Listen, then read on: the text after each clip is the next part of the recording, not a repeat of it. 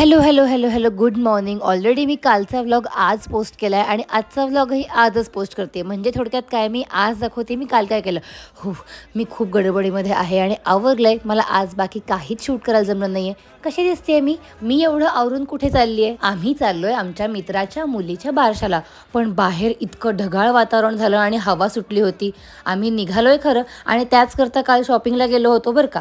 तुम्हाला सांगते मी आजचा दिवस काय काय होता. सकाळी माझी कणिक पूर्णतः बिघडली, चहा सांडला, तो आवरला. सकाळी स्विमिंगला पण जायचं होतं, त्यात कामाचे फोनही येत होते. त्यात आज मी केल्या 2 भाज्या, सगळी झाली गडबड. एवढं करून घरातनं निघताना आम्ही भांडलो नाही तर नवरा बायको कसले, हो की नाही?